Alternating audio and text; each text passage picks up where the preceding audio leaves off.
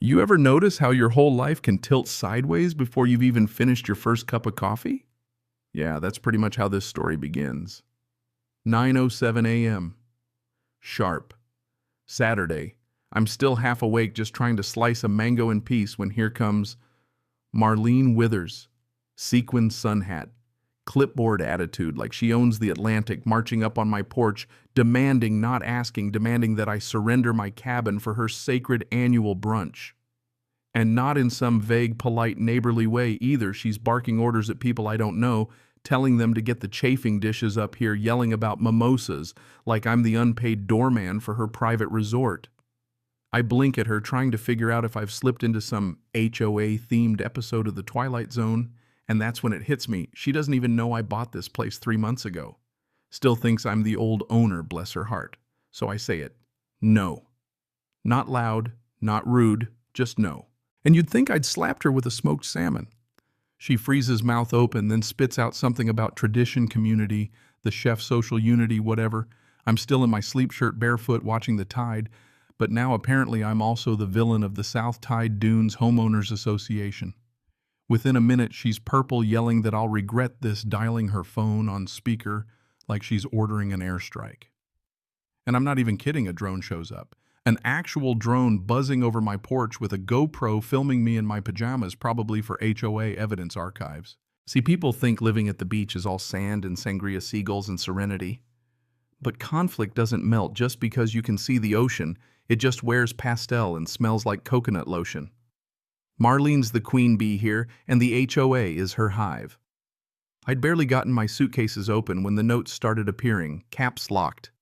Comic Sans masterpieces slipped under the door, cans not out before 600 a.m. Trim dune grass. Where is your community pride? I ignored them. I figured people get bored, move on, the ocean makes everything chill. Right? Wrong. Turns out today is not just any day, but the day of the brunch, a once-a-year spectacle, where the HOA picks a resident's house to invade, eat overpriced mini quiches, and congratulate themselves for being coastal elites. Last 5 years, it was the old owner, gentle guy poet, moved up to the mountains, and now they think I'm on the hook. Except I'm not.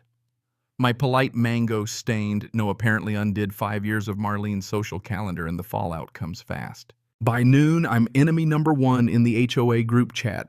I wouldn't even know except Mrs. Higgs, 3 doors down, keeps illegal chickens, and a sharper tongue than my old law professor shows me screenshots. Marlene's calling for an emergency vote to review my non-compliant attitude, called the sheriff's non-emergency line to report a civil disorder, and relocated her precious brunch to her own cramped windowless deck, which, according to Mrs. Higgs, couldn't fit a card table, let alone a power struggle. So I sit on my porch, drink my juice, let the breeze roll over, and watch the drama unfold. That night, a trembling teenager hand-delivers a formal HOA letter, 3 violations blocking a community event, improper porch decor, and conduct unbecoming of a resident. I'm halfway through a laugh when I see the HOA website already has fake brunch photos posted, my steps, my porch, even my wind chimes, but all doctored. Marlene's running North Korea over here manufacturing brunches for the record. And you know what I mean? It would be funny if it weren't so deranged. Thing is, Marlene made a mistake. She thinks I'm just a summer person, a nobody. What she doesn't know is I used to be a legal researcher, 10 years property litigation, 5 more as a freelancer, and I didn't come here to lose another fight, just maybe to pick smarter ones. So I start reading the HOA charter. 83 pages, a minefield of contradictory nonsense and loopholes so wide you could drive a mimosa cart through. Marlene's empire is built on people not reading, and well, I love a good underdog story. Then the games escalate. Marlene tries to classify my driveway as common property cones and laminated. Reserved for HOA signs appear. I move them. She replaces them. I park my kayak there. She marks it with orange tape. I send back a note in Comic Sans. Thanks for the decor. It's all getting a little absurd, but I'm starting to enjoy the show. Only things get weirder. Late one night, cleaning out the shed, I find a stack of folders, minutes from secret meetings, Marlene's emails, and a note from the old poet. If you're reading this, you've pissed her off. Welcome to the resistance. I laugh so hard I spill coffee on the pages. I'm not just fighting Marlene. I've inherited the war.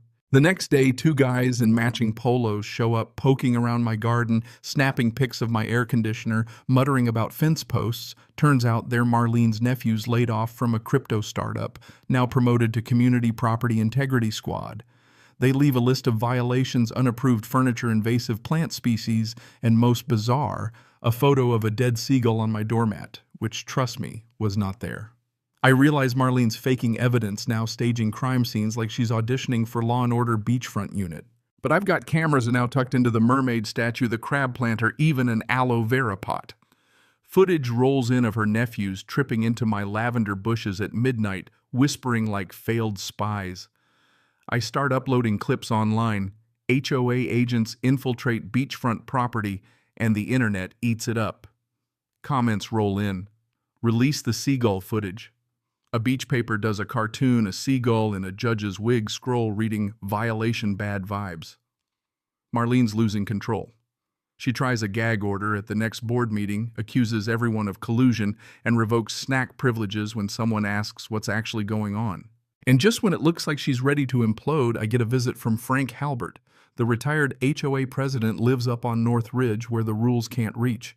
Frank hands me a folder, original bylaws, long-lost, grandfathered clauses, the kind that can tear down an empire. Turns out the old poet filed a sanctuary exemption for my cabin back in the 70s. Legally, my place isn't under the HOA's brunch thumb at all. Marlene's been bluffing her whole reign on a technicality she never bothered to check. I watch the next HOA brunch from my hammock as it unravels in spectacular fashion. Marlene in a hot pink suit introducing board members with a screeching mic. Guests confused hydrangeas, wilting toddlers launching lemon bars. Lord Biscuit the Schnauzer bolting onto my property to poop right where the dead seagull was staged. A tiki torch gets knocked over, flames go up, mimosas fly, and Marlene gets drenched in iced tea. Cinema, pure cinema. Next day, HOA site is scrubbed, no photos, but the rumors spiral. People start asking why we even have these traditions. The spell is broken. But Marlene's got one more trick.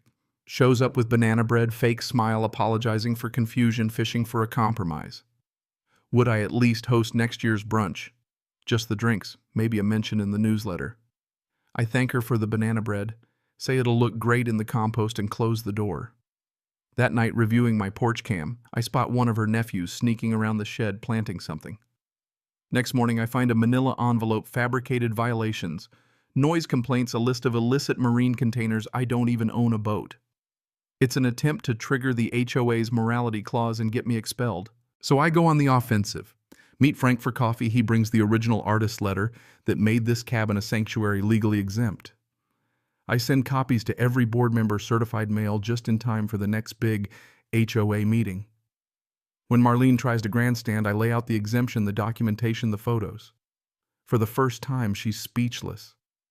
The room listens as Mrs. Higgs stands up, says she remembers when the HOA was about gardens and garbage days, not brunches and surveillance. The applause starts slow, then grows. Secret ballot quick count majority calls for a leadership review. Marlene blinks, clipboard shaking, and leaves without a word. Outside, neighbors stand together. Someone hands out popsicles. People chat. It doesn't feel like victory. It feels like relief. But you know what I mean? People like Marlene don't vanish. They regroup.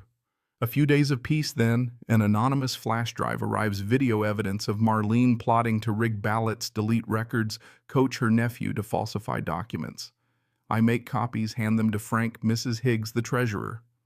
Sure enough, Marlene announces a new election loophole petition taped everywhere. I file as candidate, then at the forum play her off-camera confession for everyone. The vote isn't even close. I win by a landslide, but I hand the presidency back. Find someone who actually wants the job, I say. I just want my porch, my peace, my mangoes. As I walk home, a teenager hands me a folded note, a screenshot of an email from Marlene to her son, planning to reclassify my cabin as community property by exploiting an ancient clause in the Beach Rights Registry. I spend half the night digging through records, and just past midnight, I find it a technicality about retaining walls and low-tide boundaries. Next morning, I build a tasteful stone wall file, the paperwork plug the last legal hole she might use. The HOA tries to call a hearing, but I show security footage of Marlene herself sneaking around plotting her next move. The board is done, so is she. Days later, I find a handwritten note from Marlene. You win. I'm done. No tricks, no threats, just surrender. And that's how it ends. Not with fireworks, but with neighbors repainting mailboxes, chickens patrolling gardens, and me back on my porch, feet up, breathing easy.